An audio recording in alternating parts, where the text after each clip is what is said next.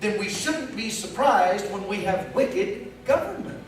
This is why we must lead out. The Reverend and Oklahoma State Representative Dan Fisher is taking that message across America as part of his acclaimed Bringing Back the Black-Robed Regiment presentation. He challenges Christians today to follow the example of pastors from our founding generation who preached the gospel and fought against tyranny. He says we must now engage the culture, our government, and politics. It probably ought to be very much the normal part of our message in the church. Unfortunately, it is not. And that's why I think it's so important that we catch the phrase bringing back the Black-Robed Regiment. It's one thing to know the history.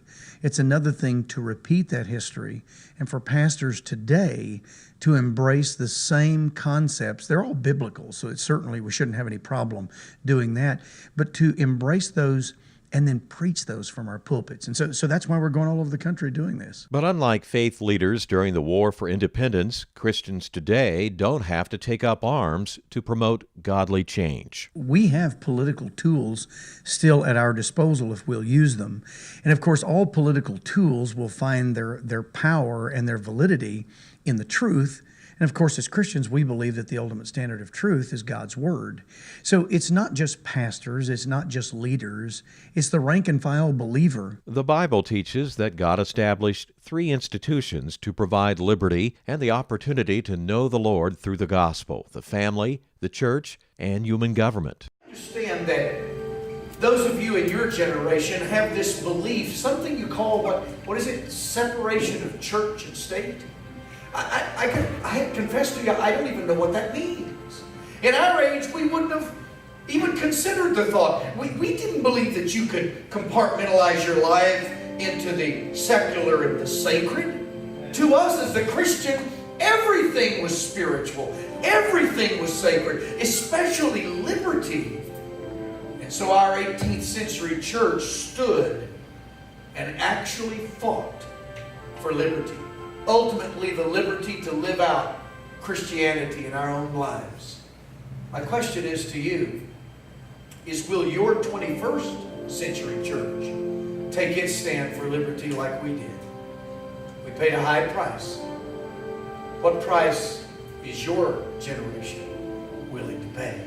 The Reverend Fisher pastors a 1,000-member church in Yukon, Oklahoma, and his preaching frequently touches on the social issues of the day. He even endorses political candidates from the pulpit. So far, he hasn't gotten in trouble with the IRS, but admits not everyone is in line with his sermons. You do experience some pushback from the people. Folks have been told their entire lives that separation of church and state is in the Bible, it's in the Declaration, and it's in the Constitution. Now, of course, when you challenge them to show you where it is, they can't find it, but they believe it's true. Most pastors are reluctant to run for public office, but members of their congregations may be willing to take that step. So you need to actively find those people, recruit them, and support them, and help them to run. Because ultimately, if we don't take salt and light into the halls of legislation where the laws that govern our lives are made, then we're going to, by default, give it to those who are wicked and do not have a biblical worldview, and we can see the end result of that. And there are many ways for Christians to help revive America. We can encourage our pastors to be more outspoken. We can get involved in all kinds of civic groups. The folks here in Illinois can get involved with the Illinois Family Institute. They can support what work you're doing. They can begin to speak out against things that they're very passionate about. Normally, we don't need much prodding to get involved in areas where we're passionate. And they need to find those areas of tremendous passion. As far as abortion, let's use it for an example. Maybe they're not going to be cut out for lobbying for certain legislation, but I'll tell you what I bet they could do.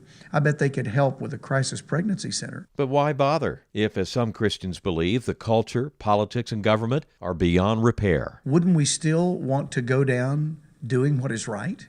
Don't we want to be standing on the side of right, even if there is no remedy? Now, I'm one who actually believes there's always hope. The Lord can do anything. And despite an easy registration process and multiple ways to vote, Christians are sitting out elections, or they're not voting their biblical values. I'm so amazed today when I hear of Christians who will actually vote for someone who stands for the very things the Bible condemns. But Christians will do it because of some party affiliation. How can we separate what we say we believe in God's Word from how we function in society? Politics in the pulpit, evangelicals getting more involved in the political process, going to take some big adjustments in thinking and doing. Churches need to be seen as actively involved, and once the world becomes comfortable with that again, then they, I believe, will warm up to the message, which ultimately is the most important thing, and that's the salvation of men and women. That's the ultimate goal. The Reverend Dan Fisher and his Black Robe Regiment presentation is returning to Illinois. For times and locations, visit IllinoisFamily.org. Friends, the pulpit and the church and Christians are the moral voice of this society. If we're silent, there is no moral voice. For IllinoisFamily.org, I'm Monty Larrick.